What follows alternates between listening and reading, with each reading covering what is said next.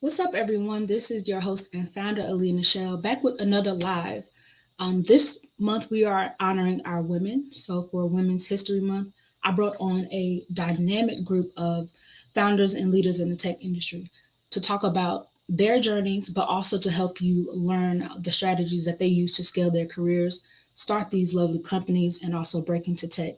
So, I'm really excited to have these women here today.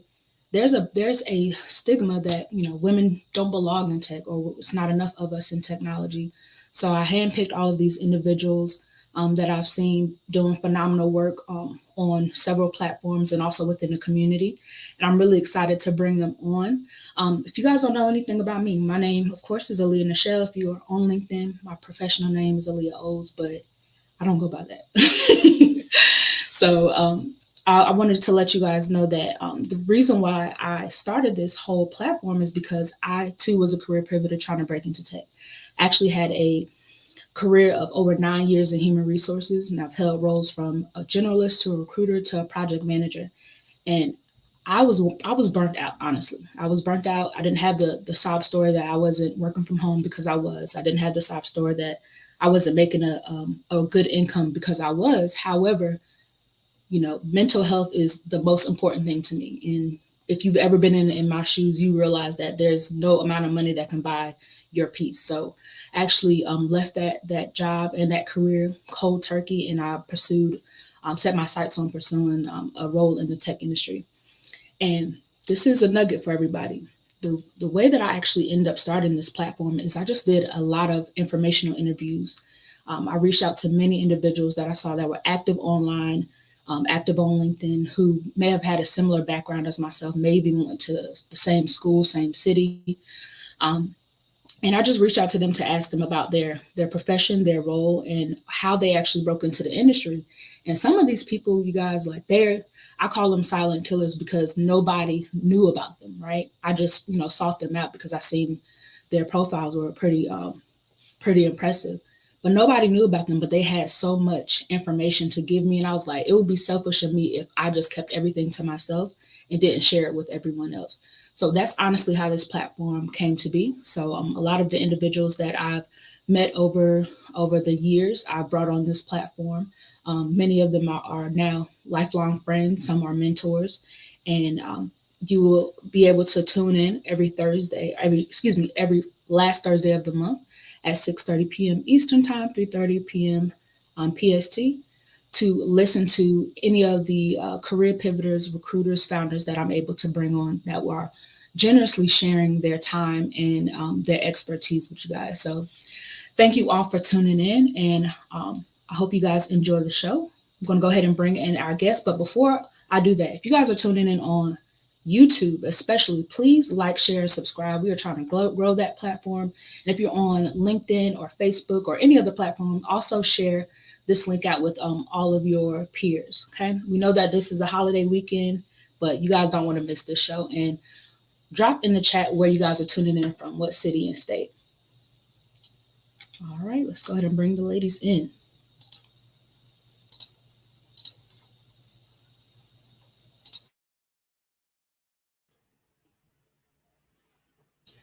All right, we got a full house. So thank you, ladies, for coming today. I'm really appreciative.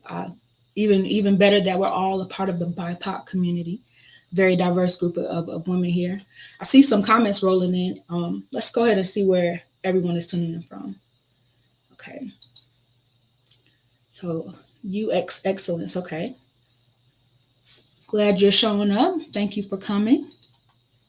Got Maisha from Florida, Memphis, Tennessee, Lauren, Arizona. We also have Florida. Keep them rolling in, you guys. Keep them rolling in. And while we're doing that, I'm going to give the guests some opportunities to introduce themselves. So I think that you guys are in the same order that I can see. So I see Minnie first, then Kiana. Can y'all see that as well? All right, cool. So we're going to go in that order. So just take your time, ladies, and please introduce yourself. Give us your name, your title, and then also where you're located geographically. Hey everyone, this is Minnie. I'm the co-founder and CTO of Previewed. I'm geographically located in Arizona, so shout out to Courtney from Phoenix, Arizona. Hello, everybody. I'm Kiana Lee.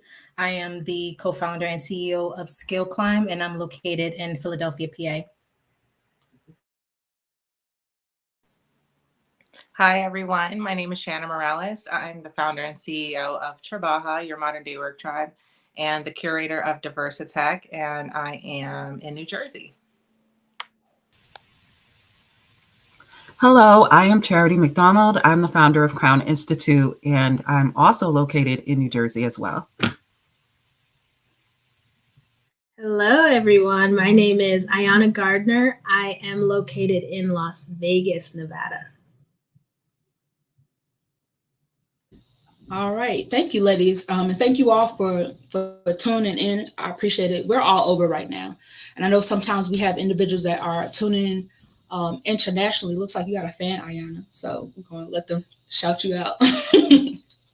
So I appreciate everyone tuning in, especially those who are coming from different coasts. So again, my name is 𝐸𝐨𝐬 𝐸𝐿𝐻. I'm actually based out of North Carolina. I'm a technical program manager for HR tech startup, go figure, right?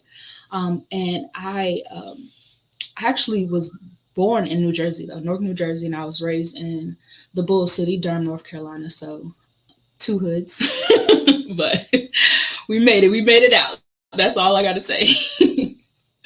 All right, so we got a happy International Women's Day. Thank you, Anthony. So Anthony was on our last panel with the Black Founders last month for Black History Month. So again, you guys, make sure you tune in. So let's go ahead and get started while those are still rolling in. Again, like and share this with your network. Please drop in the chat where you're tuning in from.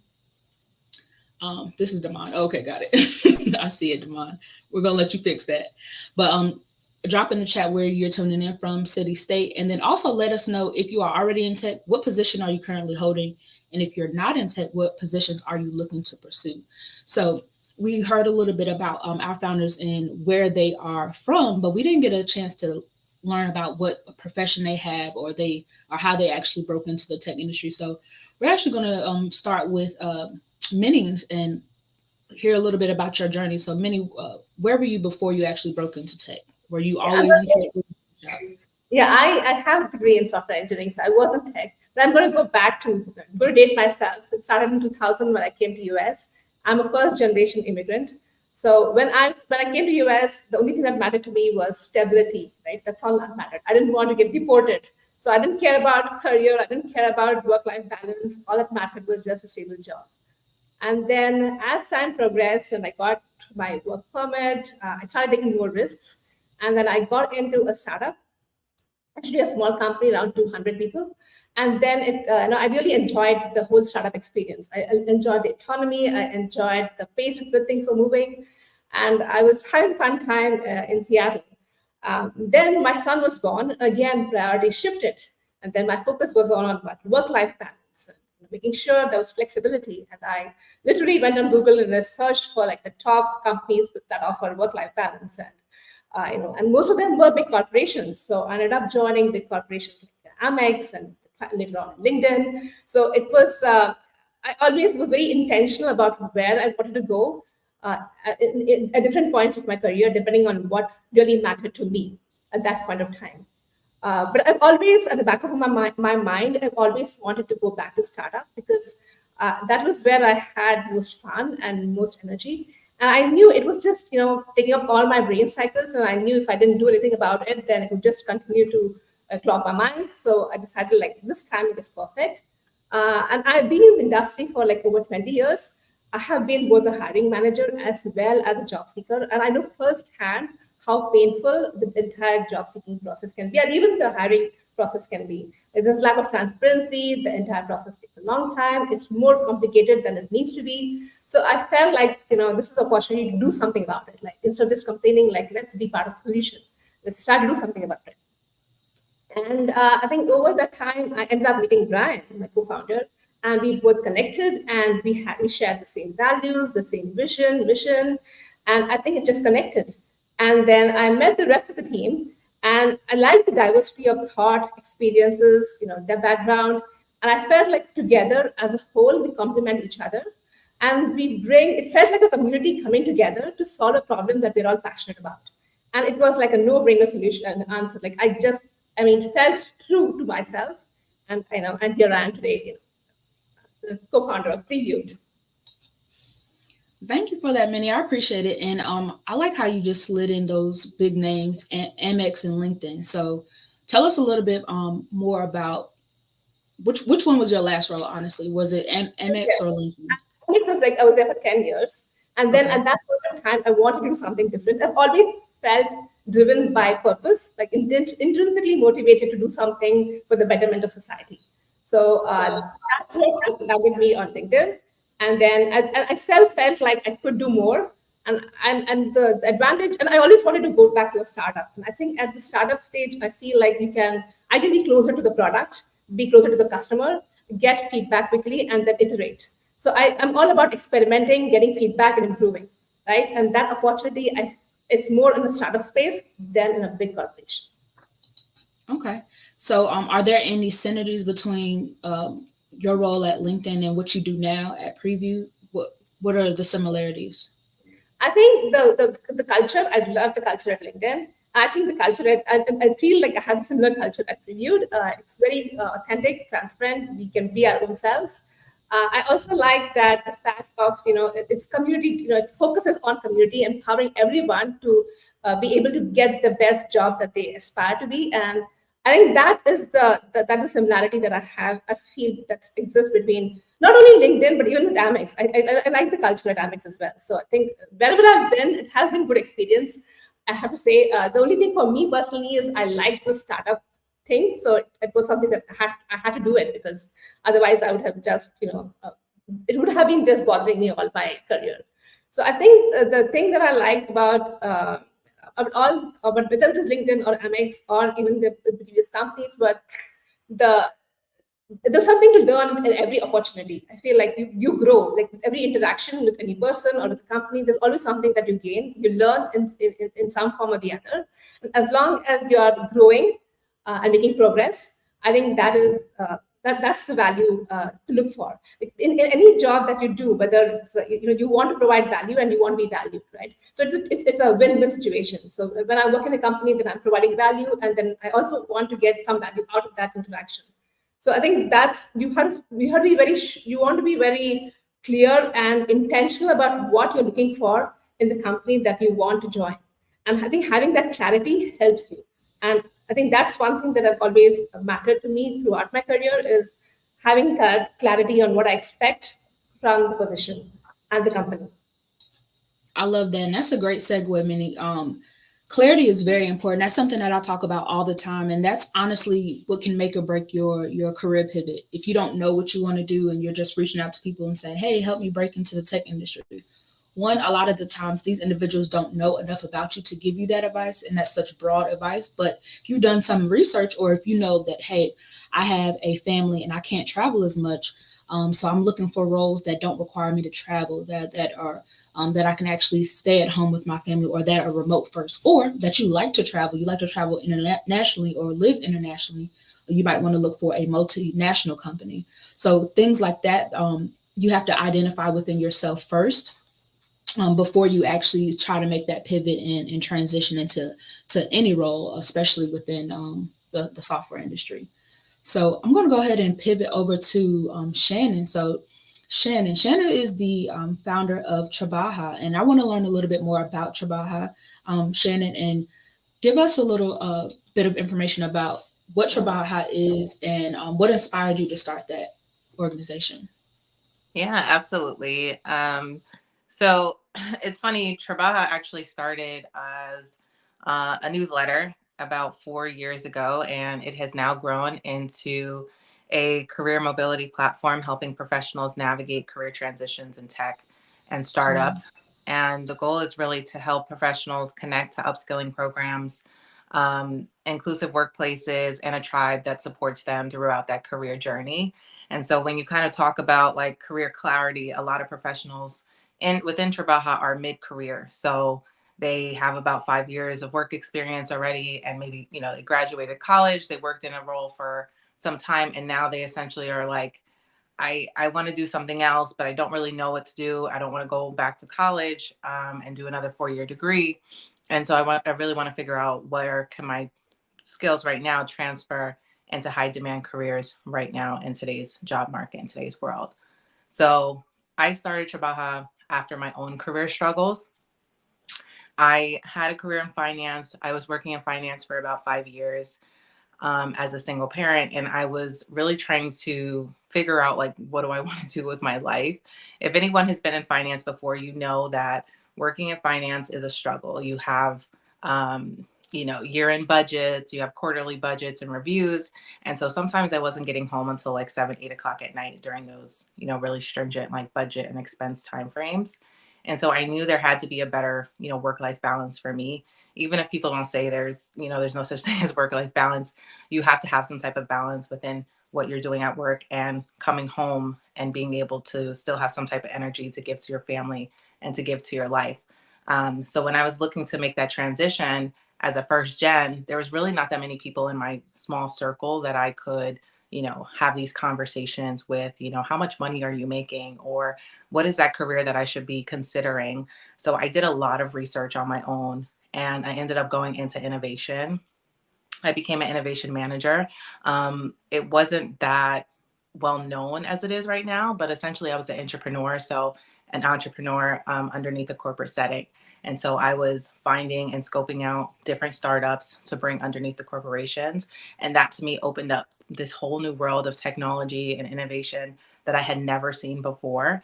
I went from making $67,000 a year to making $115,000 a year just by transitioning industries. Wow. I worked at Adobe for about 3 months. That was all I needed to essentially make that pivot.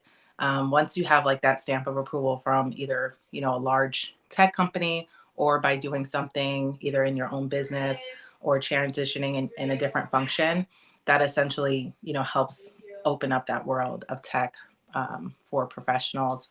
And so that's what I did. I transitioned. And then I just wanted to shout it from the rooftops, like, hey, everybody, you should know about this. You should know about how to transition, about how to make more money. Because as soon as you are able to make pivots and, add more income into your life, doors start to open up. You don't feel so stressed as a mom, as a professional, as a wife, whatever you are in your day-to-day life, money does matter.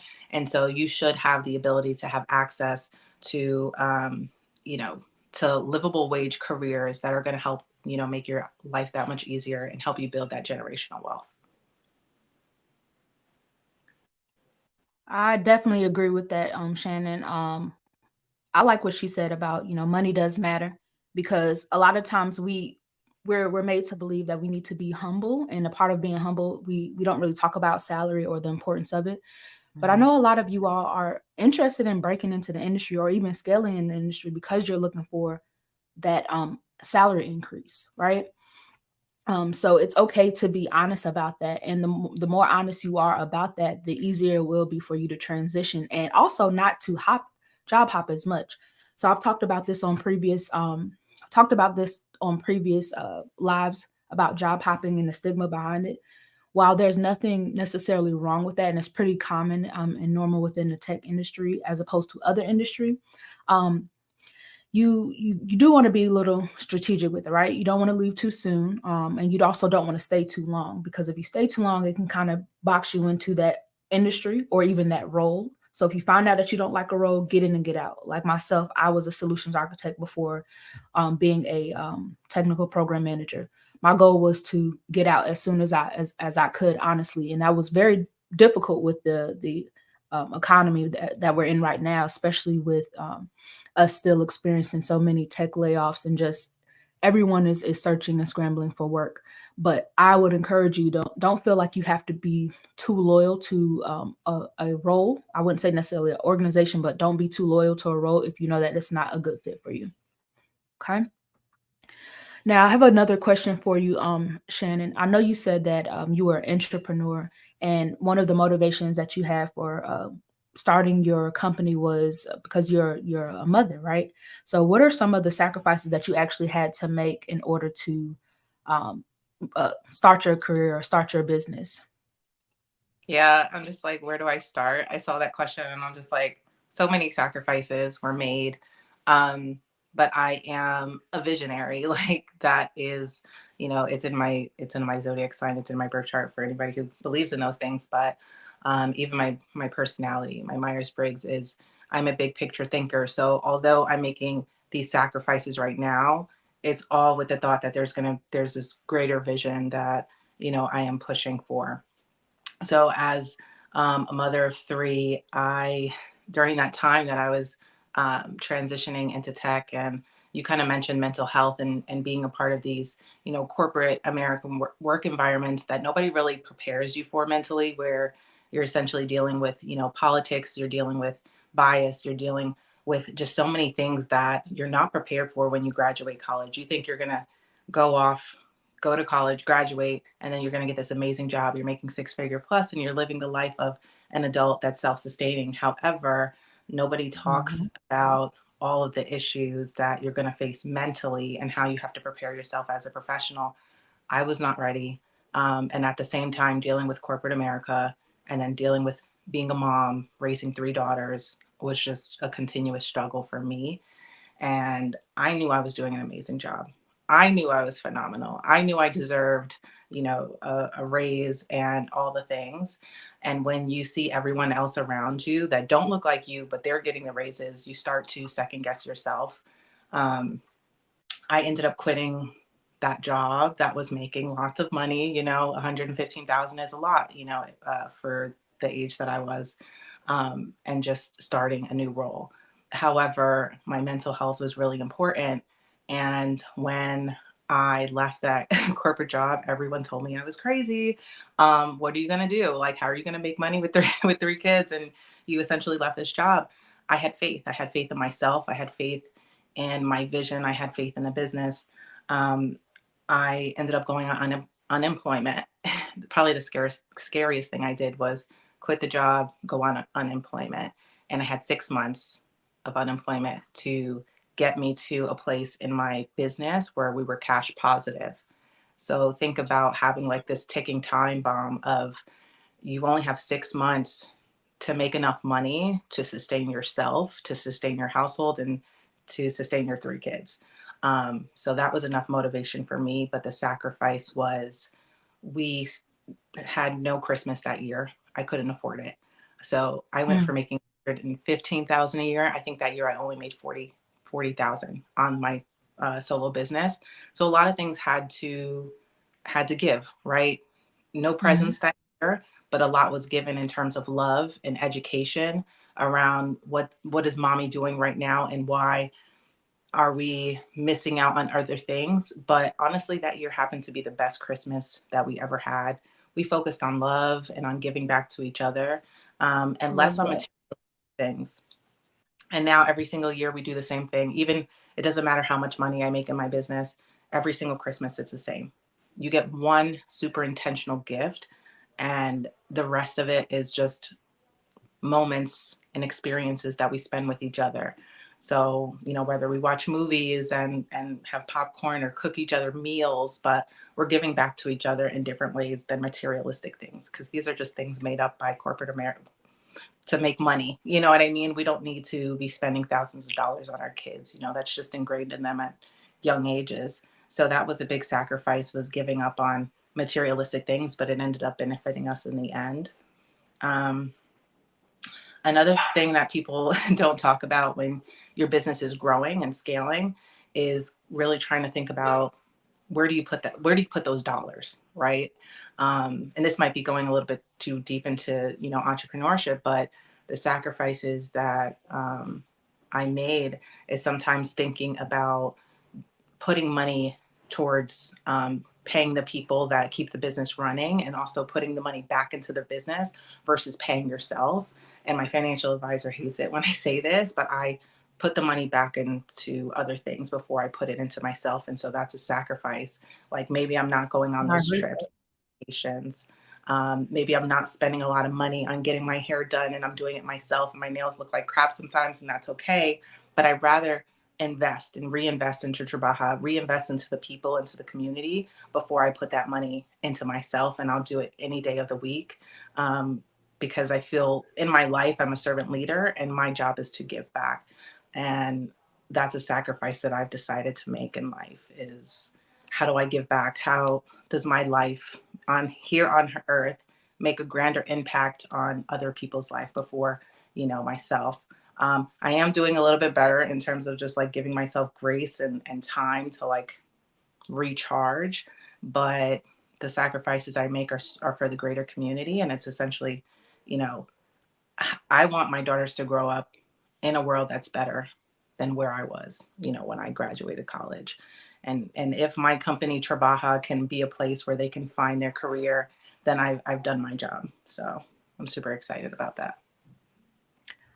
I love that so much. And you said so many great things, but I really want to emphasize what you said. And you said you're an accountant. I think your financial advisor doesn't like that you put money back into, I would say, things that help you grow without necessarily reinvesting directly into yourself. And I completely believe in that. I completely believe in watering the plants around you, because that's automatically going to make you more fruitful. So I love that. And that's something that I always talk to, you know, my peers and my mentees about is, you know, continue to give. The more you give, it will definitely come back to you. So I love that. And that just proves that you are an excellent leader. And if you guys, if Trabaja is ever hiring, then you guys already know that Shannon is a wonderful boss just because of how selfless she is. And I think that's also a testament to just women in general. I know you mentioned that you're trying to be a little bit more intentional about giving to yourself, right? And rather than just always, you know, or treating yourself. And that's something that women, we struggle with a lot because we're natural caregivers, right? We're naturally nurturing. So we always want to give. And sometimes it's hard to receive that help, but I always challenge people as well to kind of take a step back. This is something that I constantly do for myself. And it's a nasty word that a lot of people don't like being selfish. But what I mean by that is just taking some time to really honor yourself, whatever that is that you like, so that way you're not resentful, or that way you're not constantly searching. Eventually you'll find that thing that you're looking for. Eventually you'll find that, but you never actually stop and reward yourself or give yourself any flowers for all of the hard work that you're doing. You're going to constantly be seeking for something. You're never going to be satisfied. So I love that. Now, I do want to take a moment and just ask you guys who are tuning in, please in the chat if you're newly tuning in, drop in the chat where you're tuning in from. So what city, what state, or if you want to be, discreet, just tell us what state you're tuning in from, or even what country if you're international. And also like and share this post so you can let others know about this dynamic conversation that we're having with these leaders here. And I want to open it up to the panelists. Can anyone chime in and let me know, like, what are some of the sacrifices that you've had to make in your career to get where you are right now?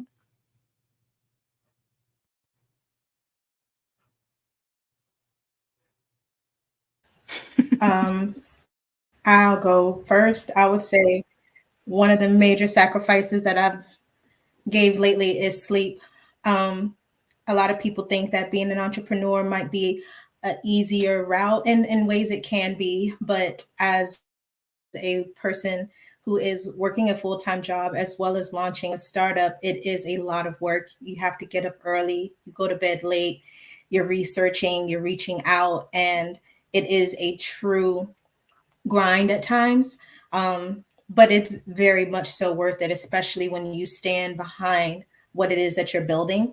I've had times as well where I've had to renege on trips and things that I promised my children just because funds were not where I needed them to be at the moment, but I need to invest. So I try and find my balance, and sleep has been what I've lost the most, but I know it'll pay off in the end.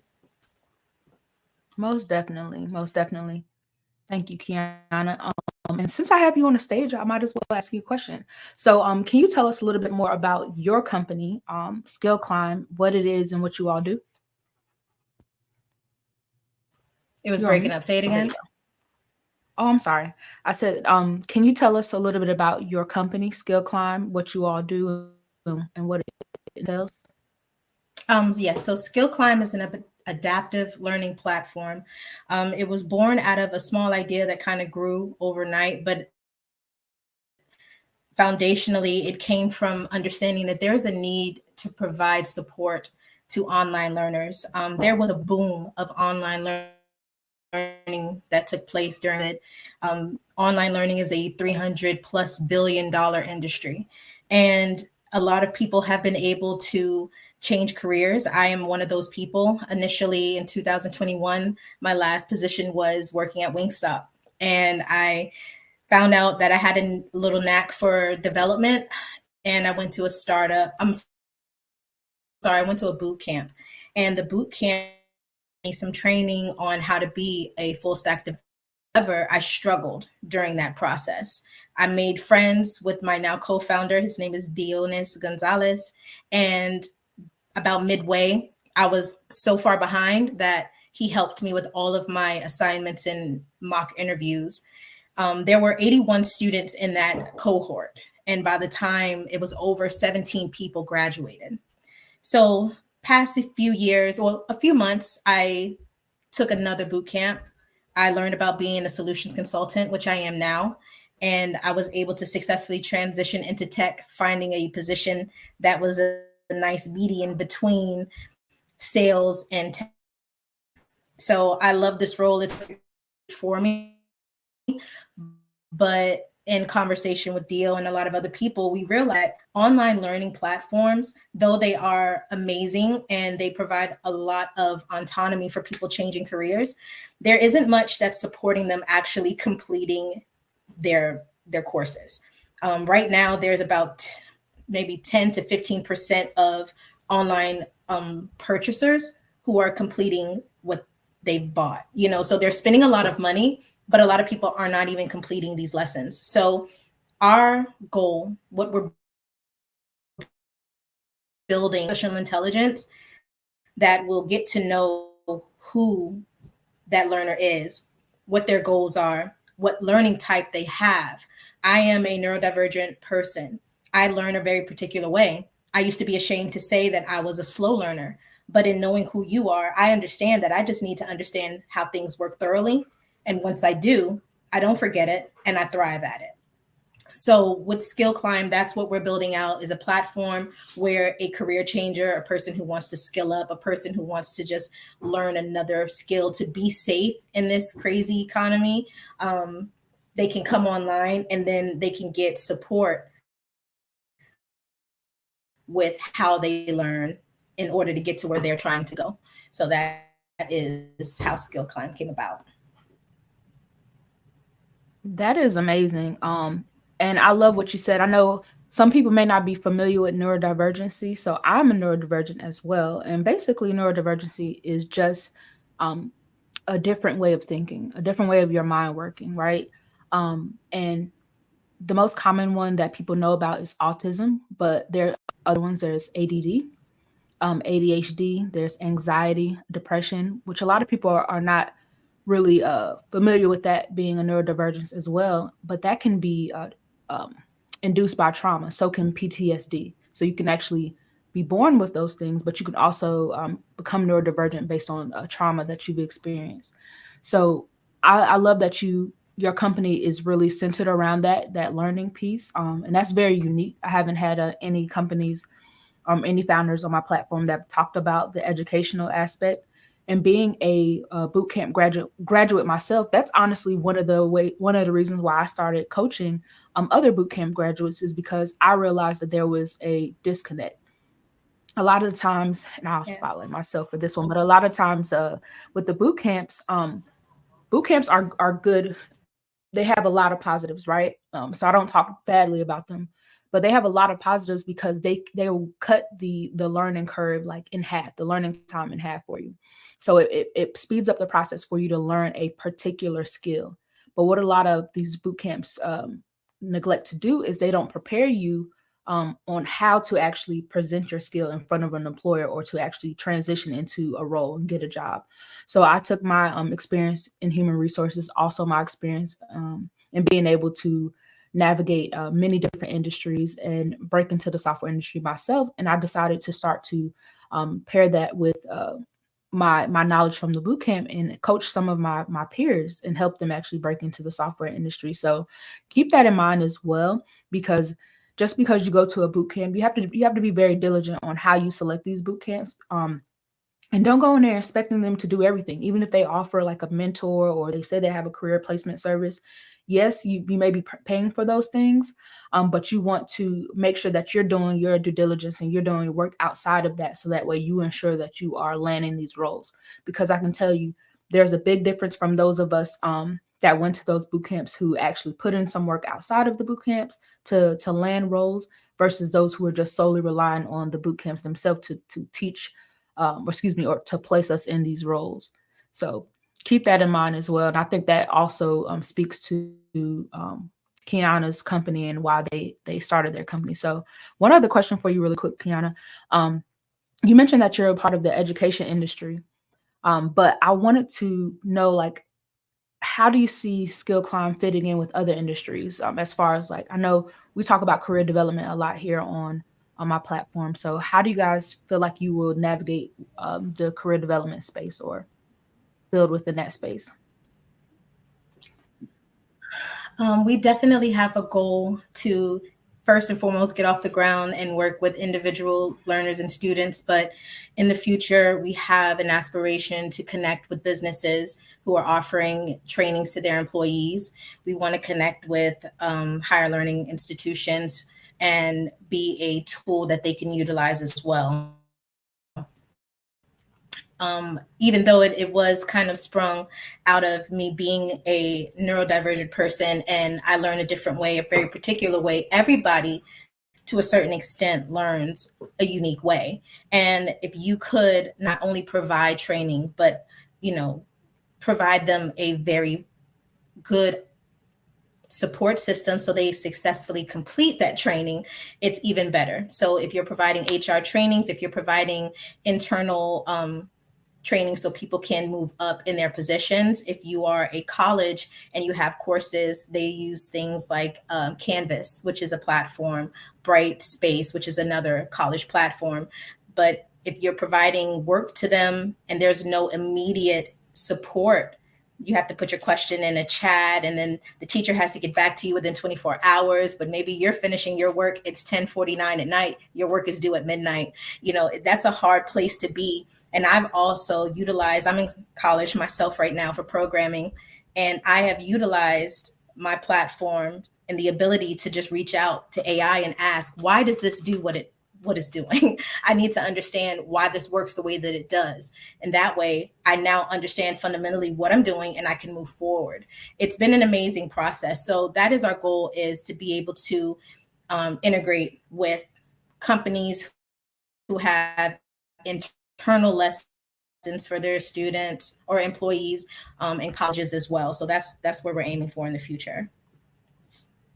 Awesome. Thank you for that, Kiana. And I do want to take it back to Minnie really quick. And Minnie, the reason why I want to kind of highlight you one more time is because Kiana mentioned how they're integrating with artificial intelligence. And that's like a big buzzword right now. Even though AI has been around for years, really at this point, decades, it's just being talked about more and more readily available. So I know at Previewed, because we work together, no, at Previewed, we use artificial intelligence as well. But can you talk about it from your perspective and also your technical lens? How do you see artificial intelligence being integrated in career development, in the career development space? And how do you see that growing with your company?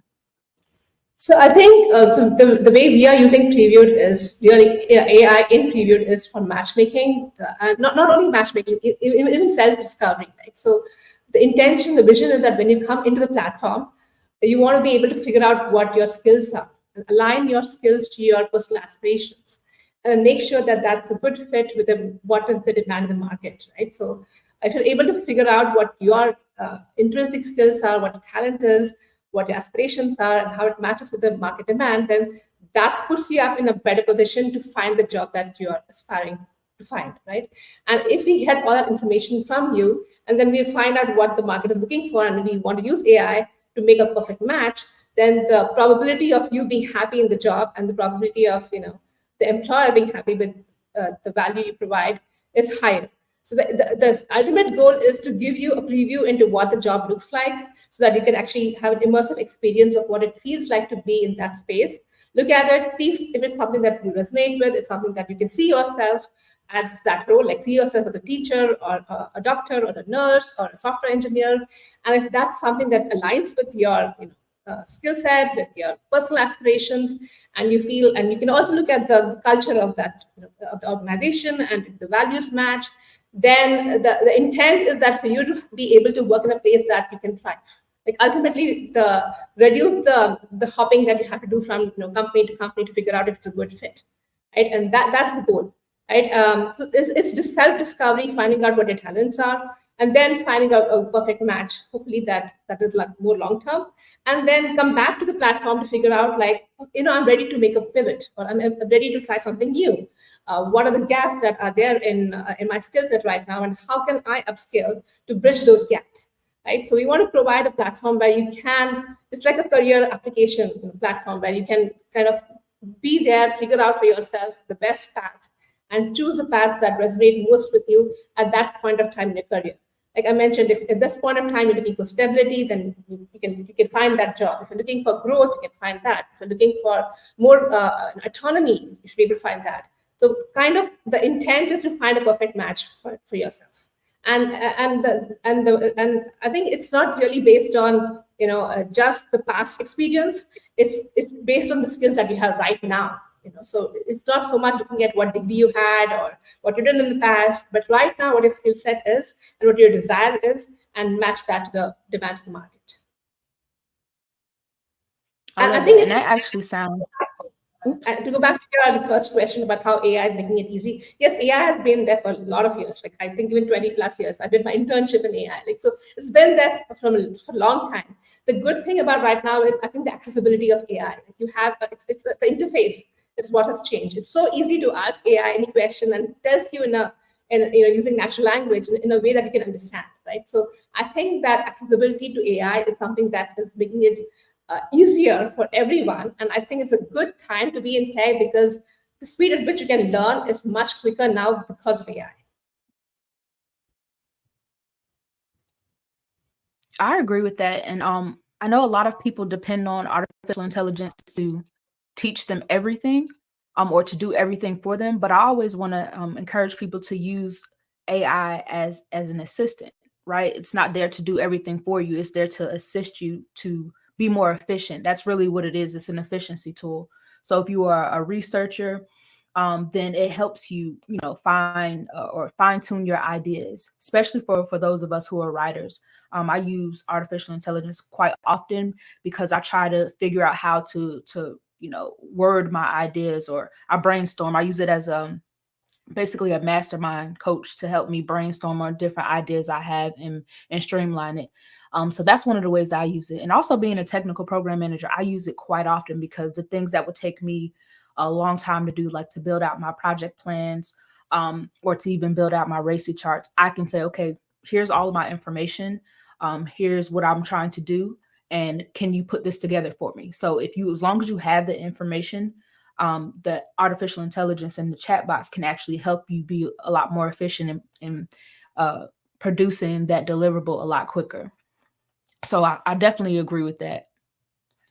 Okay, so I did want to pivot really quick. But before we do that, if you guys are still here, drop in the chat still here, pound still here, hashtag still here, depending on if you are early millennial or Gen Z, whoever uses pound or hashtag. Put it in the chat. Put it in the chat. All right. And I know we have a very unique panel here. So some of our panelists actually come from the pre-sales or tech sales lens. So I want to actually kind of pivot and hear from 𝐻'Iana. 𝐻'Iana has a very unique background. So first of all, she's awesome. I met her last year, right? December. And she's awesome. She has a lot of knowledge, and she's well connected within the community, but she also has a very unique journey on how she was able to transition into the tech industry, and also is a co-founder of a platform that helps connect more individuals as well. So 𝐻'Iana, can you tell us a little bit more about like your background, what you do professionally, and then also the company that you co-found?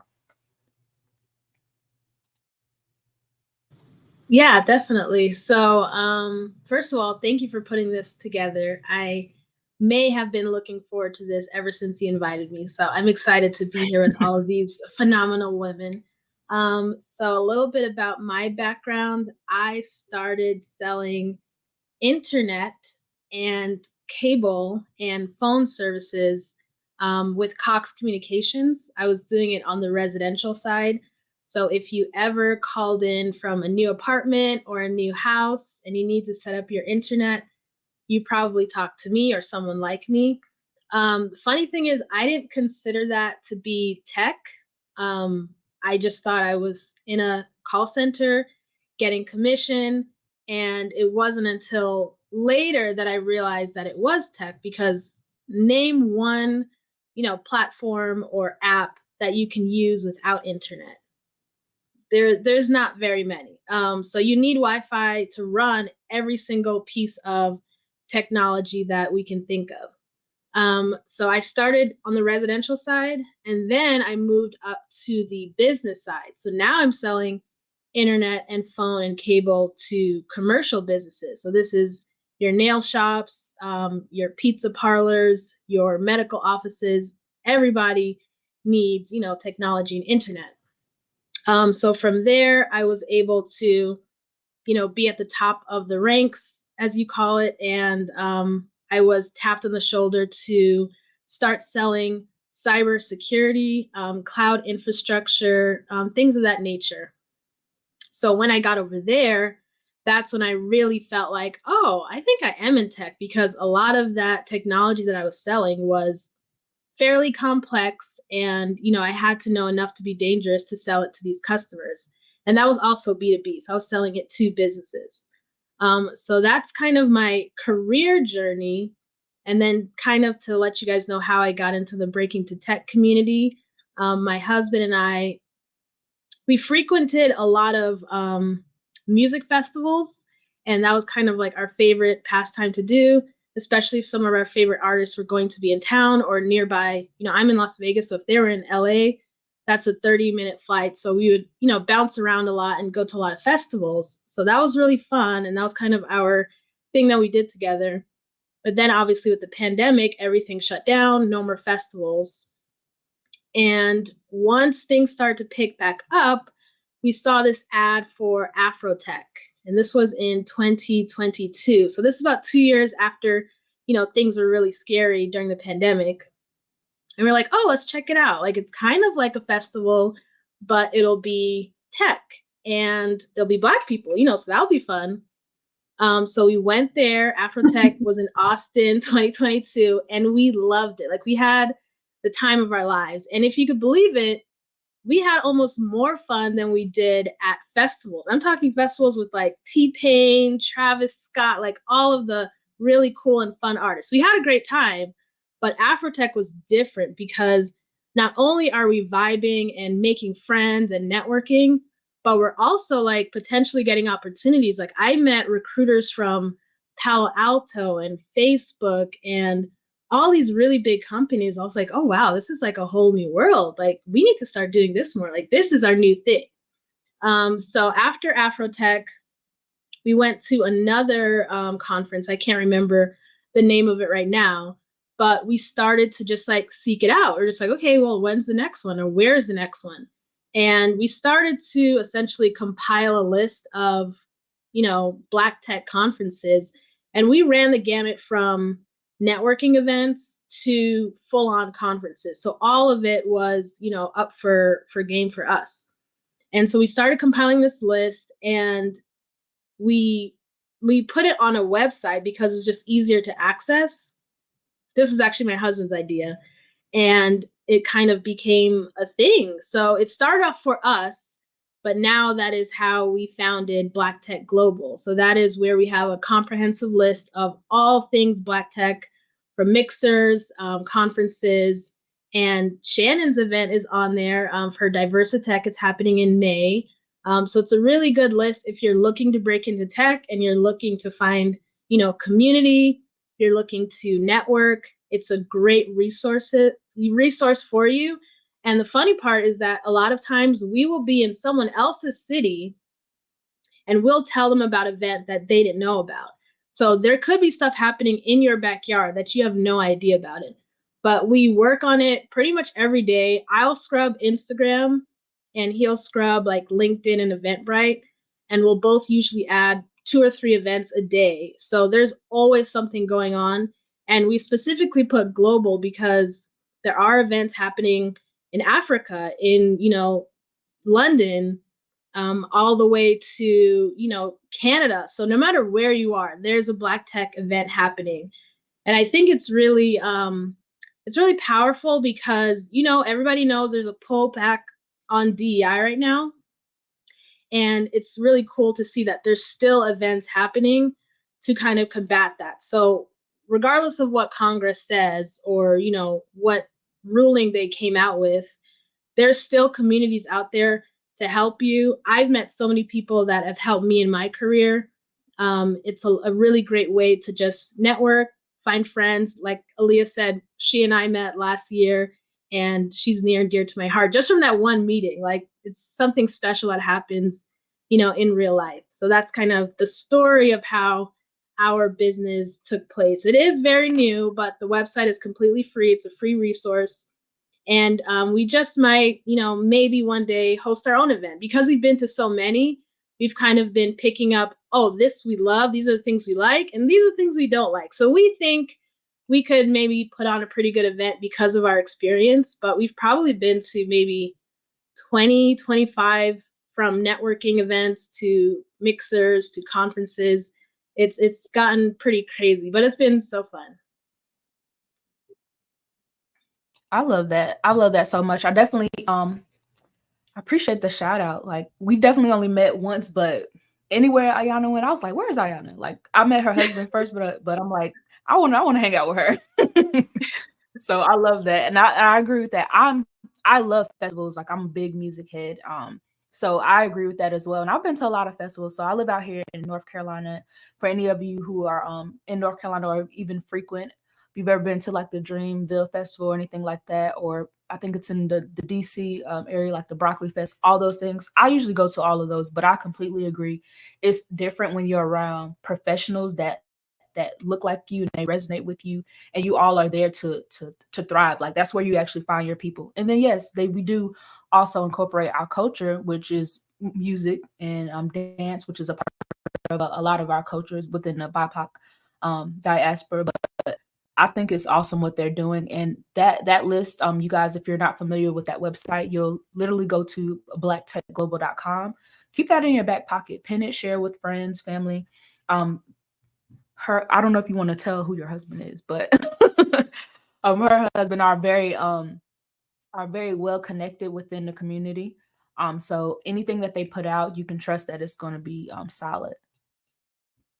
Awesome. So if you guys are enjoying this so far, type in still here, still here. I want to see everybody that is still rocking with us right now. Remember, this is free. These are founders. These are people with real jobs. You heard that we have some mothers on the panel. So they're dedicating their time on this lovely Thursday night to pour into you guys. So please let us know that you all are still rocking with us, and type in still here and share it and like this post as well. All right. So I want to actually pivot to Charity. Charity is actually someone that I've actually met through a cohort that I was a part of. And she's also a phenomenal woman as well. She has a wealth of knowledge in her industry. She comes from the career development space also. And I brought Charity on because I wanted to hear her perspective. She's in the leadership development space, also coaches tech leaders as well as just general leaders on how to scale in their careers. And even for those who are transitioning back into the industry from layoffs. But I know many of you are struggling right now to break into the industry. Some people may have been laid off and you're trying to transition. But if you're on LinkedIn, where you probably met myself or anyone else that's on this panel, you're probably seeing a lot of career coaches that are popping up and offering their services, resume writers, etc. But I want to open the floor up to Charity to talk about her experience, how she actually got to where she is right now, and then also give us some actionable advice and how our viewers can select a reputable career coach. What are some things that they should look out for? Thank you so much for having me, Aileah. I'm super excited to be part of this panel. All the ladies are amazing. And yeah, thanks for having me. So I'm a career and leadership strategist, and I have helped over 300 high achievers become big receivers without burnout. So this is in career and leadership. So primarily, I do support tech leaders and talent leaders, but I have supported people across a variety of industries. In particular, the work that I've done is career transition for people who are experiencing layoffs. So in particular, that really was, heavily revolving around the tech industry. So I was supporting people who actually already were in the tech space and helping them to transition back into the job market. So it has been an interesting journey for myself. I actually have a background that is in healthcare. So I worked in healthcare for a few years, and then for much more of my career, I worked in higher education. So in higher education management, I was responsible for different programs. So developing programs, also people management. I've done some executive recruiting as well. So I have a pretty diverse background, and that kind of segued into me doing the work that I do as a career strategist. So I had actually volunteered as a career coach. I found that executive recruiting wasn't really for me, and I wanted to still help people, but I decided to return, to higher education. And I was like, hey, I can help people. And that's what I did. So there was a organization with New Jersey called New Start Career Network, and it helped those who were already experienced in the job market, but they were experiencing unemployment, so long-term unemployment for at least 6 months or more. And these are people who were very experienced. So these are mid to senior level experienced workers. A lot of them were already in management, had been in management roles. And after doing that for a while, I decided, because some friends told me, hey, you probably could charge and help other people as well. So I said, okay, let me think about that. And I felt I needed to be more credentialed. One of the things that came up in the conversation was working really hard, and that being a recurring theme. And I will say, yes, it's important that you are diligent in your work, but working hard, often it leads to a reward of more work. And what people need to do instead is learn how to work smarter. So that's what I encourage my clients to do. I have an actual framework that I use called the Crown Model of Self-Leadership. So it takes people through the process of how to go from creating stress cycles to success cycles. And as far as to answer how I got into the tech space was just supporting tech professionals because, again, that was the industry that was hit hard as far as the layoffs were concerned. And then it did spread to other industries as well, like we're seeing more so with talent professionals as well as finance professionals. And as far as like some tips that can help people to determine what career coach you can hire, anyone can really call themselves a career coach. So it is, maybe not the best thing that anyone could do that, but you do want to make sure that you're taking the steps to make sure you look at what are the outcomes that this career coach is able to achieve for their clients. And if they are on LinkedIn, it's a great way to be able to look at their background, also see what they are doing in terms of professional development. Like, are they actually part of different professional organizations that pertain to career development and career services? Also, you want to just see, like, do they have recent recommendations or testimonials? So whether that is through social proof that they post on social media or in their recommendations. Recommendations on LinkedIn are verified and they are only coming from, the other person. So that is a great way to look at it. And also just make sure that they're fairly recent. So if you are someone looking for a career coach, you want to see, like, how long have they been doing the work? Look into their background, see what work have they done previously. And also, it's not necessary that the person has to do the exact work that you are doing. Like, I've helped a lot of people who are engineers. I've helped a lot of people that are directors and VPs. I've never been an engineer. I've never been a director or VP, but there is kind of like a core process. I have been an executive recruiter and I have been a management consultant as well for people who are in senior leadership. So I am able to still give that guidance because I do understand how hiring managers look at the process. And also, you just want to make sure that the person and you are able to vibe well. So a lot of times people overlook that process, but look at, what personalities might work best for your personality, because that is important. If you are making an investment, you do want to make sure that it's going to be, an interaction where there is ease and that there is some type of understanding mutually, that there is mutual respect. And also just, manage your expectations. If you're hiring a career coach, their goal is not always placement. Sometimes it is just to provide the accountability and to provide you a proven solution. So you want to also make sure that people are not doing a one size fit all. Make sure they have a unique framework that they actually utilize. So for myself, I do have that with the Crown Model of Self-Leadership, and I've been invited to speak about that framework, but make sure, the career coach does have a methodology that they are implementing and that they use so that you can look into, okay, this is their framework. So how am I going to go from point A to point Z? What is the process that this career coach will take me through? And how have they been able to help improve, have better outcomes for their previous clients? And is there any connection between myself and the previous clients as well? So you want to look at those different aspects of it. And again, with being on LinkedIn, there's over 1 billion users on the platform. So you want to make sure that if they're not on LinkedIn, that they have some type of social media presence.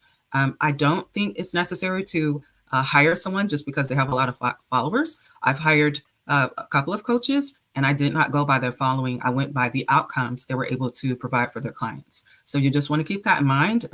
I feel like that is answering both your questions. You definitely answered those questions, and you said so many different things that I truly, truly like. And I was going to say it if you didn't say it, about making sure someone matches your personality. That personality fit is so important, because if you guys don't mesh well together, then you're not going to be bought into the service, and it's just it's just going to be a tug and pull. And when it comes to career coaching or even mentorship, it's not just about, helping the person fix their resume, help them prepare for interviews or find a job. A lot of it is also helping them overcome personal challenges. So if you have someone that you can really jam well with, who understands your background or who can speak to you, who can be sensitive to the way that you learn, like Kiana mentioned, then you'll have a better success. You'll have more success working with them. Another thing that Charity said that I wanted to mention as well is the whole followership. I'm very passionate about this. I tell people this all the time who come and ask me for support. I don't do coaching as much as I used to anymore. But for those who still come to me asking for support, I always say like, hey, they usually come to me after they went to someone who has like a lot of followers and who burnt them. And I say, how did you determine this coach? How did you choose this coach? What was your process that you actually went through to choose this coach? And sometimes they'll say, oh, I just seen that they have a lot of followers or la la la la. And I'll be like, well, that's one of your first issues there is you don't want to just choose someone because they have a lot of followers. Not to say if they have a lot of followers that they're not actual good coaches, but look into it a little bit deeper, dig a little bit deeper, and also just try to build a relationship with them organically before you actually reach out to them to even see if they're going to respond to you. Because, you shouldn't want to just deal with somebody who's just going to respond to you when it's of benefit to them financially. If they're actually, someone that truly wants to support and help and they have the time, eventually they will respond to you or they will engage with you as time goes on. So keep that in mind as well when you are vetting these individuals who say that they're career coaches. Look at their background and the work history that they also had. And even if they've never been a recruiter or worked in that type of the platform, that's completely fine, so long as that they've had success for themselves and they've been able to provide that same level of success for other people. So I want to open up the floor to our other panelists really quick. Do you all have any advice? I know everyone is somewhat in the career development space and you all are leaders in your own right. So let us know what are some of the tips you would provide individuals who are trying to make that transition. I want to mention one thing while we're giving shout outs. Networking is an amazing tool. I have to say thank you to Aileah for having this and inviting me here to even be on this panel, and a huge shout out to Shannon. She is why I went to my first tech event. She provided some free admissions to Black Enterprise Magazine's event. I got to see, I believe Master P was on stage speaking, something I had never experienced. And she is a huge reason why I'm pursuing being an entrepreneur. So thank you to both of you ladies.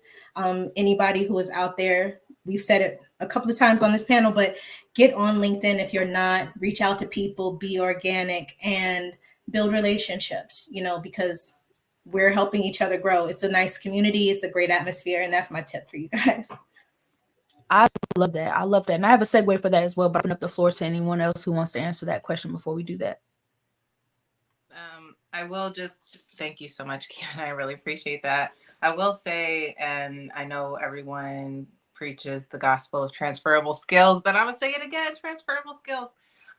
If you're trying to if you're looking to transition, and you have years of experience underneath your belt, don't let anybody tell you that you have to remove that experience and come at this job search as an entry-level professional. You are doing yourself a major disservice, and all of that experience can be leveraged to make you a more competitive candidate to the right employer. So the right career coach, the right professional, the right person can help you see the value in those past skills that you have. So don't remove them. Don't delete them with the thoughts that, hey, I've never been a developer before, or hey, I've never done this role before. If you've done things that can be seen as an advantage in that space, then definitely take advantage of that and make yourself more marketable as a candidate, and don't come in it as an entry-level professional. I wholeheartedly agree with that. And I'm a big supporter of career transitioners as well, because a lot of us are transitioning for either, mental, emotional health, and or we are just seeking more income. That's usually very common with the people that I'm talking to. And if you are a mid-career professional, that means you've already had a career before. So you don't necessarily need to throw away all that experience to start over again. Try to find out what skills you have currently that you actually enjoy doing, and find a way to pivot that into the software industry or industry that's going to compensate you and also give you the level of support that you need. So I love that. Thank you for that, Shannon. Thank you for the shout out and support, Kiana. I appreciate that. So I'm loving this conversation. I have some more things I want to ask the ladies, but before we do that, Kiana mentioned something earlier. She mentioned the importance of networking, and I completely agree. Networking is super, super important. But a lot of you have come to me and said that you don't know how to network. Like you just don't know your intrinsic, excuse me, not intrinsic. You are introvert, and you don't really know how to network or what you should say or how to find these individuals. So we're going to talk about LinkedIn first and foremost. I'm going to give you guys some tips really quick, and then I'm also going to give you a resource. Okay, so make sure you guys are paying attention. Of course, you can play this back, but I want you to take notes if you're able to, because you're not going to remember everything, and I highly doubt you're going to watch an hour and a half replay. So please take notes. I'm going to give y'all some time to get it together. But if you all are on LinkedIn, especially, you want to first get your profile together, like your profile, and make sure your profile is aligned with the career that you are trying to pivot into. So take all of those skills that come from your current career or past experiences that are relevant to the career that you're trying to pivot into. And the best way to do that is you go to any of these job platforms, or you can even search on Google for those jobs that you're looking to pivot into, and look at that job description and their required skill set. If you see any of those skills that align with the skills that you have, then start adding those to your LinkedIn profile, because quite naturally, LinkedIn being a database, recruiters, hiring managers, even yourself, you can easily type in a skill, a name, or a keyword, and it pops up, which shows a lot of posts and or users or even jobs that are relevant to that. So the same way you can easily search that, a hiring manager or recruiter can find profiles that align with those skills as well. So I would encourage you to first add those skills. Then you want to edit your experience to show all of the accomplishments that you have made at that organization that are relevant to the role that you're trying to pivot into. You don't have to mention every single thing that you've done, just to highlight the successes that are relevant. So if you are a cross-functional collaborator, you are an effective communicator, facilitator, whatever that looks like. If you're even in sales, how much revenue have you sold? Did you meet your quota, et cetera, et cetera? Add those things to your profile, no more than maybe like 4 bullets, I would probably say. And keep it very high level, and also add your headline to identify with the industry that you're trying to pivot into. If you're trying to pivot into consulting or even tech sales like Kiana or Ayana's been in, then you want to add your those titles to your headline, and then also add that those years of sales experience that you may have. I thought it was very interesting that Kiana said before she even got her first went to her first boot camp, she was working at Wingstop. And I think Ayana also said that she was working at Cox Communication and maybe even some other telecommunications company. And that's very similar to a lot of you who are on this platform. Like, we're all individuals, right? We're all human. We've all had like normal jobs, so to speak, that are not technical, but even they were able to find those skills to help them pivot into the roles that they have right now. So I want to give you guys a resource outside of that. I know we are halfway through the show, so I want you all to actually scan this code here, or even add in that username. And I want you to go and fill out the survey. Let me know how you're enjoying the show so far. And if you fill this out, you will also be given a resource on how you can actually network effectively. So you guys don't have to come up with any of the prompts yourself. I've provided you a full list of what you could say to a hiring manager, what you could say to a recruiter, even after you applied. So go ahead and fill that out. It'll take you less than a minute to fill it out really quickly, and you'll be granted a gift, a networking gift that'll allow you to be able to customize this prompt and inbox these individuals. So you don't have to do any of the thinking yourself. And this is my gift to you all for showing up today.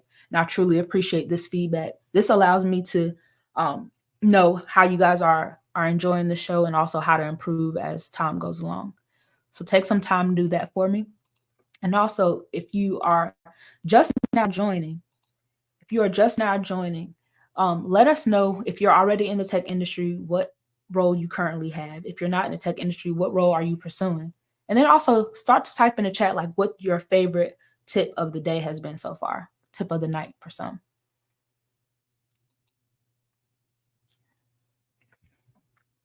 All right. Do that for me, you guys. I appreciate you all so much.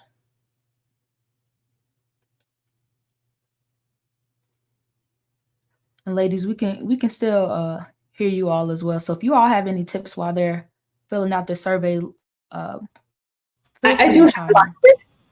I'm a huge proponent of open source. Sure. So if anybody is trying to get into tech and they need some way to showcase their skill, I think open source is a good platform, a good way to showcase your skill. It doesn't just have to be coding. It could even be like project management. It could be documentation.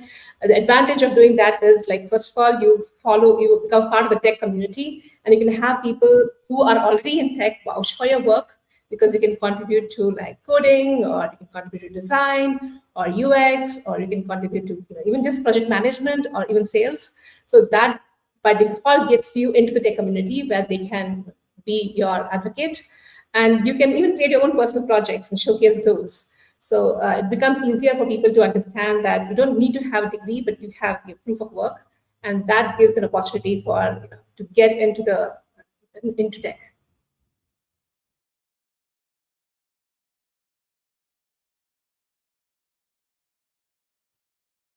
I love that. I completely agree with that. So for people who are not super familiar with open source or certain platforms, can you let us know what platforms you suggest? Yeah, so if you just go to like github.com, there are a lot of projects that we could probably be using day to day.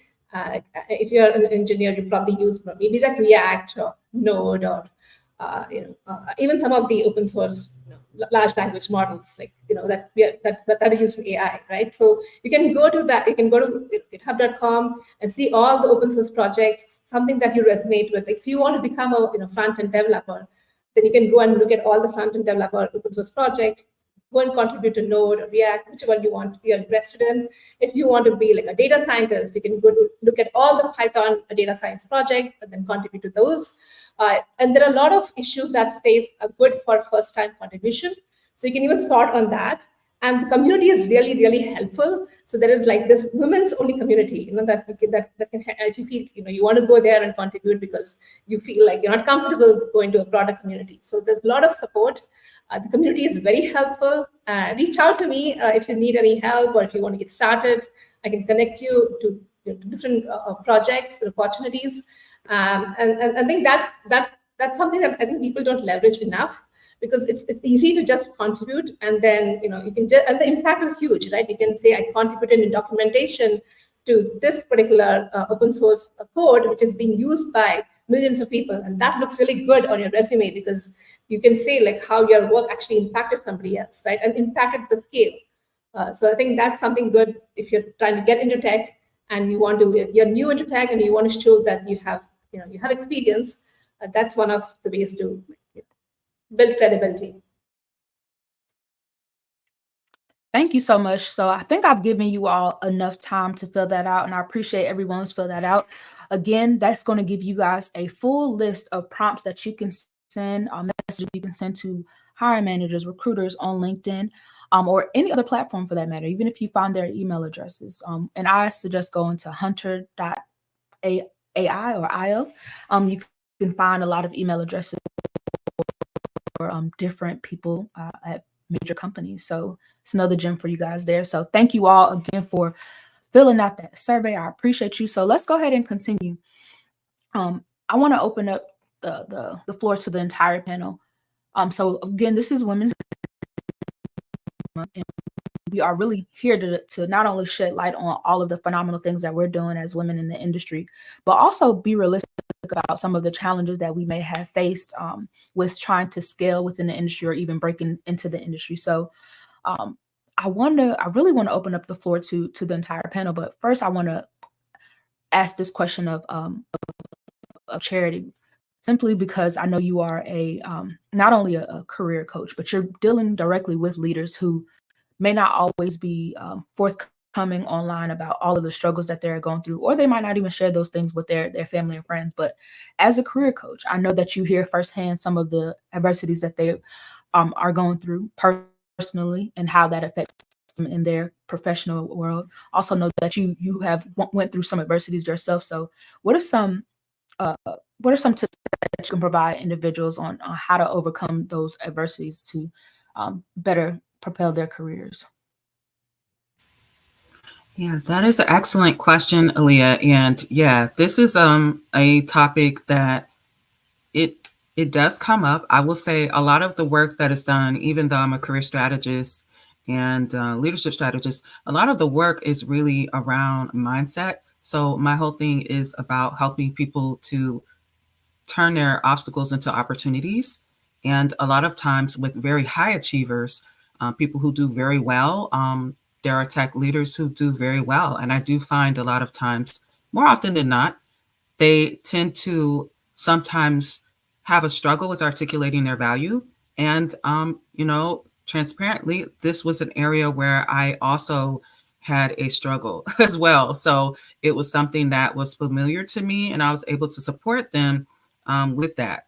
And a lot of times you'll have some tech leaders that say, well, I don't really like talking about myself. I really don't want to sound like I am being arrogant and things of that nature. And the thing about it is that with some, you're going to have to actually talk about yourself when you are interviewing and when you are looking for even a promotion, or even when you're trying to engage others for networking, which is really important. It's actually how most of my clients have had success, is through their networks, whether internally or externally, and really working on relationship building. So the focus that I have with people is sometimes when we're doing all the things, it just means sometimes that we need to look within and know that our success is inevitable.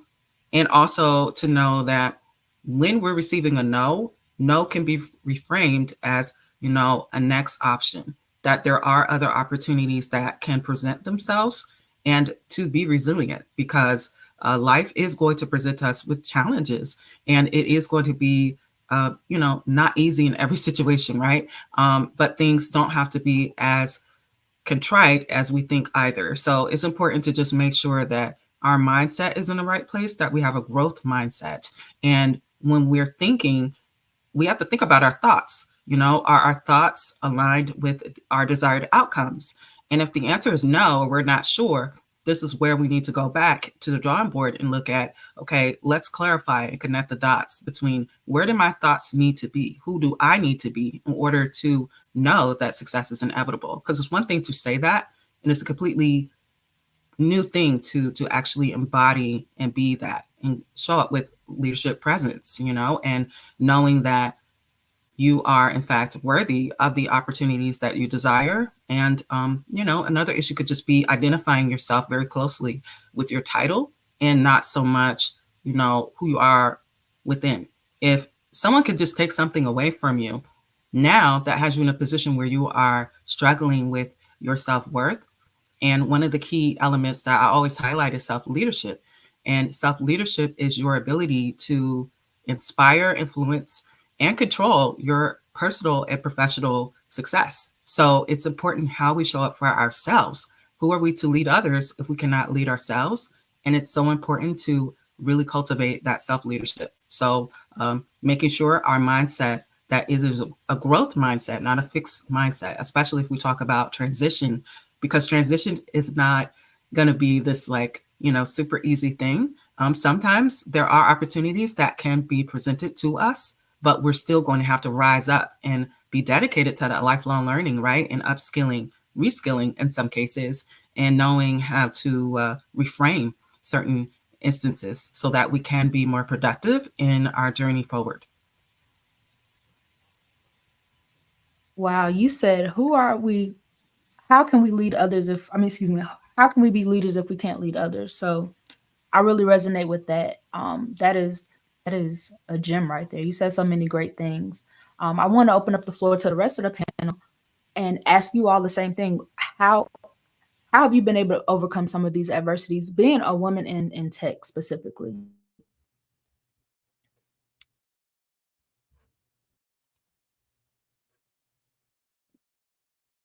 Am I on mute? Am I lagging? Hopefully not. I'll just say that getting into tech was not something that I think I initially thought I was going to end up doing. Coming from, like you said, normal jobs, McDonald's, Barnes and Noble, call centers, I kind of worked my way up into the administrative supportive role, and then had a setback. And sometimes setbacks put you on a path that you never expected, and that's exactly what it did. It was when I lost my call center position that I started working at Wingstop. Then someone said, you can, build your own website. And I said, what? So I looked into that, and that's what led me into tech. So I would say first, being okay with the path that you're on. In my opinion, I think that as long as you set a goal, no matter what path you have to take to reach that destination, maintain that destination and do what you need to do to get there, and try and stay positive. It was a great point Charity made about your mindset. I would not have made it to where I am if I had given up at some point. It gets very hard at times. So yeah, I think that was a big thing of just being okay to be fluid with this transition. Understand yourself, know what feels right to you, follow your instincts, and surround yourself with people that you can learn from. So those would be the tips that I would give. That's how I made it to where I am. Thank you so much, Kiana. I always feel like I have more time to talk. Sorry. It's quite all right. My biggest pet peeve with breaking into tech, everybody's seen those TikToks where it's like a day in the life as a tech bro or whatever they call it. And they log onto their computer for maybe, in the video, it's like 10 seconds, but they make it seem like, oh, I worked for an hour. Then I made some coffee. Then I went to the gym. Then I hung out with my friends. I think we need to get rid of that rhetoric. Like, it's hard work to get into these roles. And there's hard work once you're in the roles. So obviously, yes, there is great work-life balance, there's great pay, and there are easy days, but I think everybody needs to really understand that in order to accomplish anything of note, you're going to have to work hard. So from my own life, I was, again, working in the call center, and then during the pandemic, I just started studying cloud infrastructure and cybersecurity. So when that role came up, I felt very confident to go after it because I had, the knowledge, I had all of the information that I needed to go after that. But if I was just doing, hitting my quota and taking the calls and just doing what I was supposed to, I probably would still be in that role, so you have to go above and beyond. You have to work hard.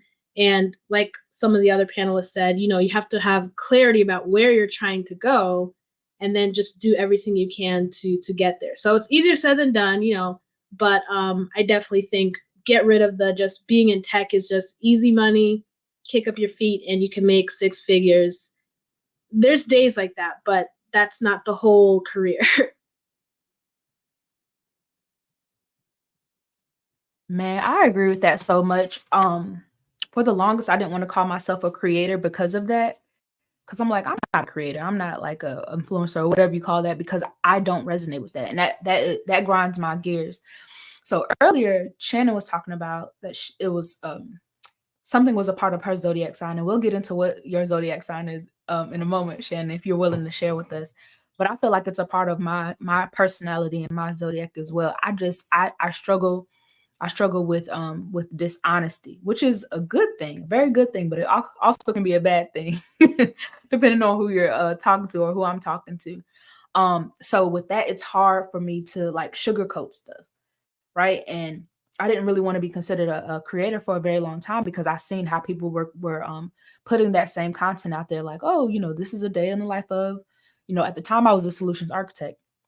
I did not like that job, like at all. I did not like it at all. The company was fine, wasn't the company. It was the role in itself. It did not match my personality. So people would hit me up all the time in my inbox and ask me, A'Leah, can you share what the day in the life is? And la la la la. And I didn't enjoy it. So I couldn't get fester up the words or muster up the words to tell them like, oh, this is so great, because I did not enjoy it. So I also encourage people to look at more authentic creators, and also look at try to find other ways to learn about the role in the day in the life. And this is so funny considering that I work as a TPM at Previewed, and Minnie was even talking about this. The whole premise behind Previewed is to show you that day in the life of these roles, so that way you're not misled by the job description. So you don't have to go to your TikToks, you don't have to go to your YouTubes or your IGs. You can go right there on that platform, and then also with the AI software matching you based on those games that you play, it can tell you what your strengths are, just like a personality test would, and it can also match you with companies that align with your cultural and personal values. So I'm all for the day in the life things, but let's be realistic here, because everyone's life is not going to look like that. Like my day in life is me running in the middle of meetings, going to tell my dogs to hush up, or trying to take them to the bathroom really quickly, or trying to make a meal really quick to make sure I didn't forget to eat for the day. So it's not always glitz and glam. So I appreciate you sharing that, Ayana. Anyone else want to share any words of advice? How did you overcome adversity, especially focusing on like the fact that we are all women in this industry? Have you actually experienced any discrimination that you can talk about without mentioning the company? Yeah, I'll just quickly share my words of advice, and I'll just say, accountability.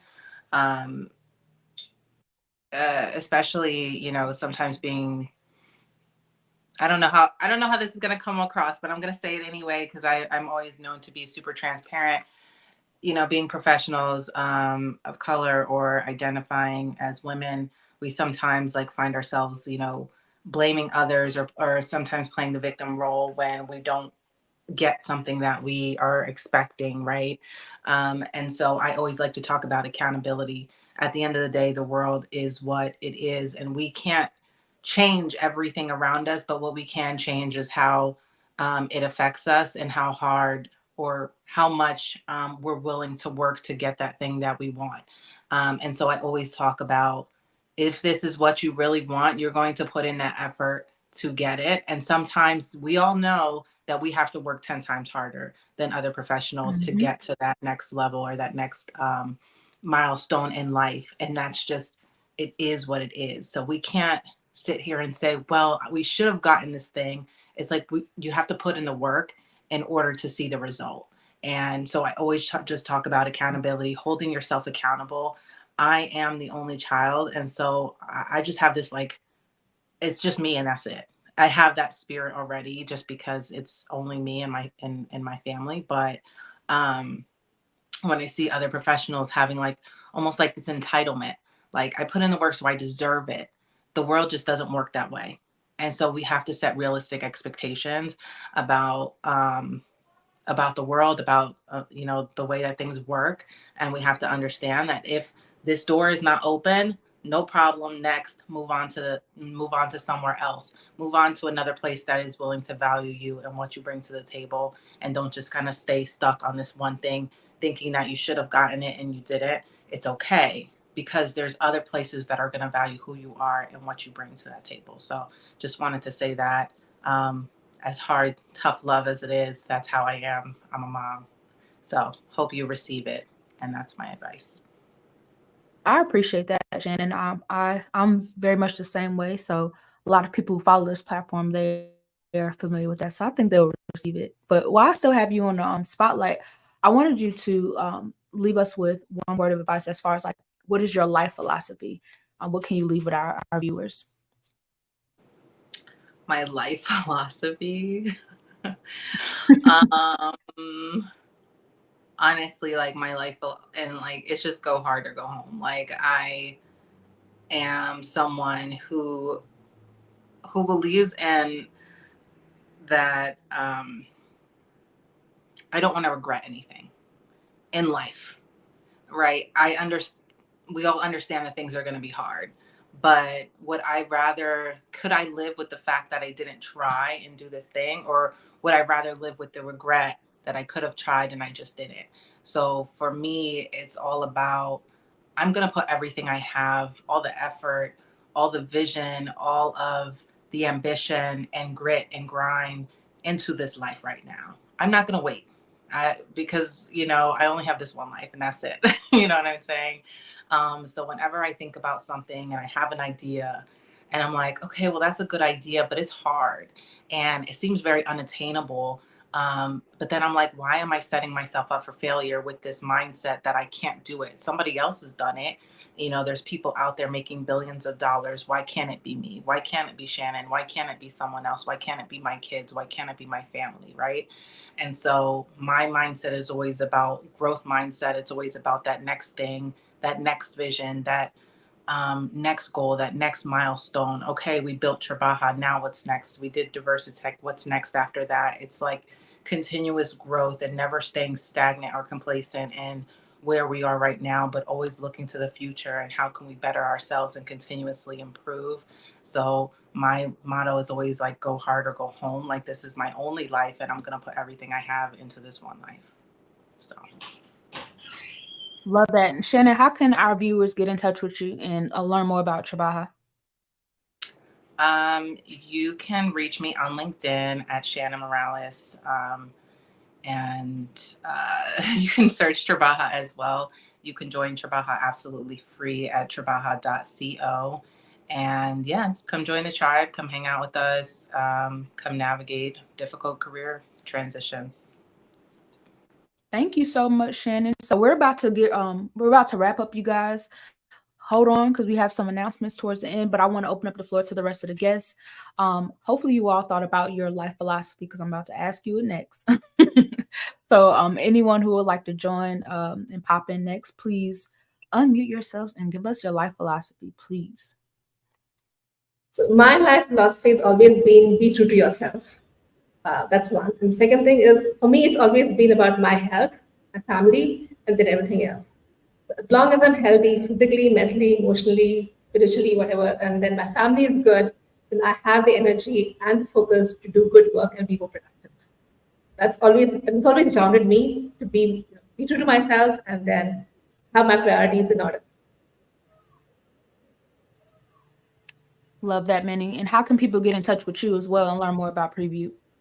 Yeah, I'm on LinkedIn, and you can go to preview.careers to know more. I appreciate it. All right. Any other ladies want to chime in? I'll go ahead and go next. I think that my life philosophy would be, we wake up every day with a choice. So choose to be positive. And think secondly, be present, because the only thing that's real is right now. A lot of people are anxious about the future. They're sad or regretful of the past, but none of that truly exists anymore. So be present, be positive. And if you want to get in touch with me, you can reach out to me as well on LinkedIn. And you can email me at contact@skillclimb.ai.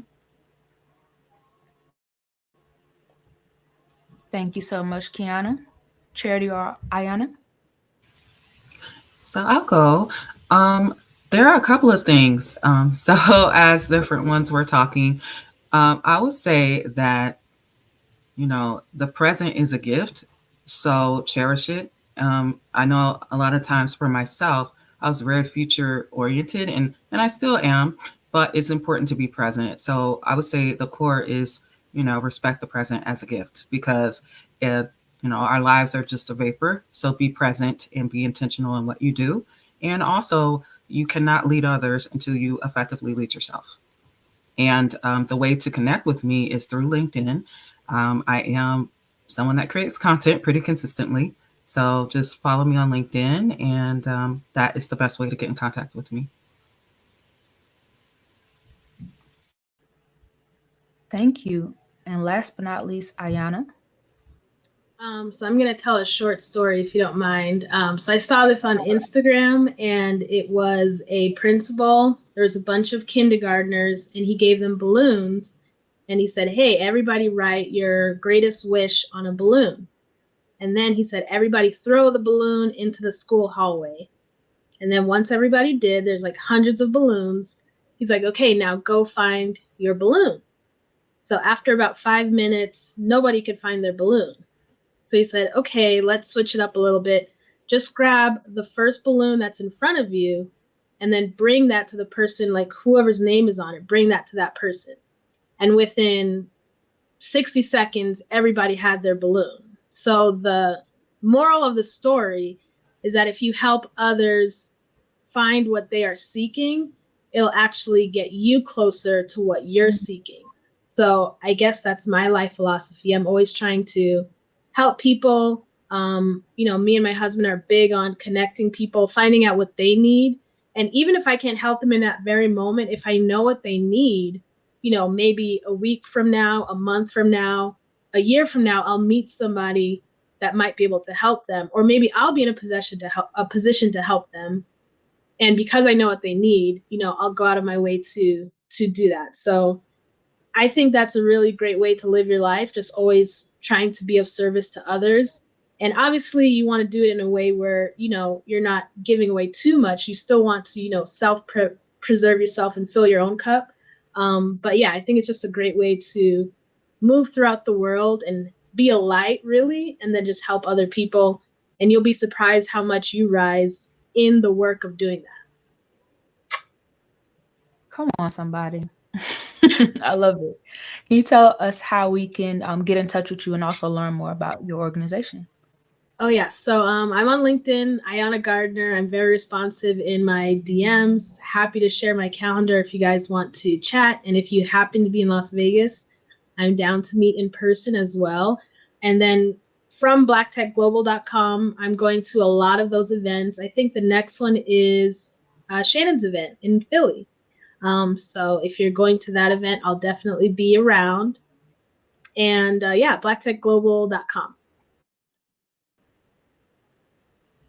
Thank you so much, ladies, for your time. Thank you all for joining us tonight. And I want to share my philosophy. Well, I have a few, but I'm only going to leave you guys with this one. I'm big on community. That's why I created this. I'm always creating communities. So I encourage you guys to find your tribe, find a mentor, find your community, find those people who resonate with you, who are trying to go in the same direction that you're trying to go. I know a lot of us may have grown up hearing that the birds of a feather flock together, type thing from our parents. And that's actually true, And if you hang around 4 millionaires, then you will eventually be that fifth one. So I encourage everyone to find people that are doing the work that you want to do. Get out and network with all of these individuals. And again, if you didn't get a chance to fill out that survey, you'll have an opportunity to do so. Just look in the chat, whether you are on Facebook, LinkedIn, or YouTube, and you should see the link for that survey. And that gives you a full template of things that you can say to reach out to all of these individuals, whether they be hiring managers or recruiters. So you don't have to come up with any original lines yourself. So I greatly appreciate everyone who has tuned in, and take all of these words of encouragement and apply them to your lives. Okay. Quick announcements. If you guys are not familiar with this platform, we go live the last Thursday of every month at 6:30 p.m. Eastern Standard Time. And we also go live Pacific Standard Time at 3:30 p.m. Every Wednesday, I have two other co-hosts. We actually are still developing our platform, so you'll see that grow over time. But we have two other co-hosts, and they each have their own segments and own shows where they premiere they premiere a one-to-one interview with someone in their professional realm, whether that be in tech or someone who's bootstrapped their way through entrepreneurship. And they premiere those shows every Wednesday at 6 p.m. So in order to learn more about us, you want to follow us on LinkedIn at I'm Breaking Into Tech. It is an affirmation. The more you say it, the more realistic it will become. And you also want to connect with us and follow us on YouTube. So subscribe, help us grow our community so that way we can continue to provide you all this value. All right. Well, again, I appreciate you all for being here, and be sure to tune in to our next live next month. Again, that's going to be the last Thursday of the month. Next month, we're going to be talking about innovation and ways we are advancing in the tech industry and how we're using that, again, to advance our careers. So with that being said, you all have a blessed night. Peace.